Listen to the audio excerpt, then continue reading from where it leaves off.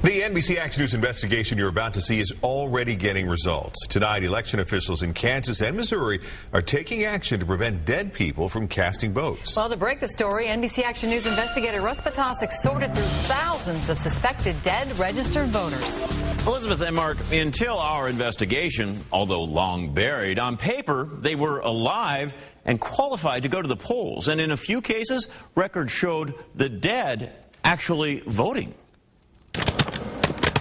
Out of the thousands of names represented by cold computer databases of the dead, we focused on one Emily McDaniels of Lee Summit. She died 2 years ago and is remembered by the pet name her dad called her. I've always called her Emmy, and I'm the only one she would let call her Emmy. She loved dancing. Loved to go to the dancing shoe. Could the young woman listed on paper as living and qualified to vote for this year's elections? This is Emily's voting record. Be the same Emily McDaniels who went by Emmy and loved dancing? Address, date of birth. That's all correct. The same records that still showed Emily as a qualified voter for this coming November 2nd election recorded her as actually voting in the presidential elections 2 years ago. But that's impossible because she was cremated 2 months before the election. November 4th was when she voted. She had died September 13th. It's tough. Emily's father says he'd notified elections officials of Emily's lupus and fibromyalgia-related death 2 years ago. She was quite ill for a long time. Deceased is even handwritten across her name on 2008 voter logs obtained by NBC Action News. So it's just a clerical error on our part. But you were officially notified 2 years ago on these records. Correct. But 2 years later, you still have her listed as an active voter, and officially, she's listed as casting a vote. Right.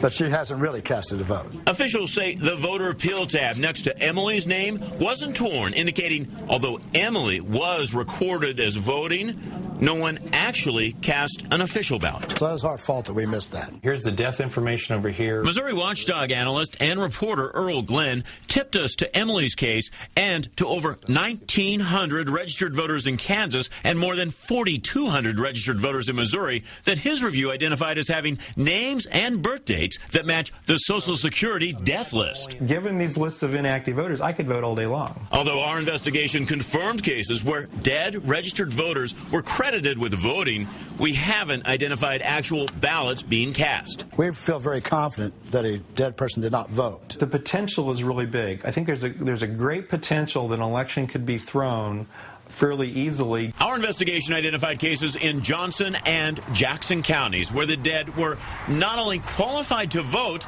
records counted them as voting. People they just do their job just to get by. It's unbelievable. Unbelievable. Officials say, at least for Emily, it won't happen again. Now, these are the ones that we know of, like Miss Emily, she will be off there. So you've taken one off. We're going to take one. We will. Well, we will. We've released thousands of suspected dead registered voter names to Missouri and Kansas officials, and like in our review, officials are finding most of the names are false matches, but they confirmed identifying more and more dead registered voters every day over the past week as our investigation escalated. Now, all this playing heavily in Kansas politics as the Republican challenger to the incumbent in the Secretary of State's office is accusing the Democrats of mishandling these records. Meantime, the Democrats launching back. The Republican had a news conference today where he specified a specific dead voter, and it turns out, according to the Democrats, their records show that dead voter is alive and well. So this will play into politics, and officials say these were clerical errors when they were shown actually voting. So the basic belief is these are clerical errors, but someone potentially could use them to vote fraudulently. And the problem is that, we don't know how many registered voters continue to be registered and qualified despite being dead. All right. Very interesting. Thanks, Russ.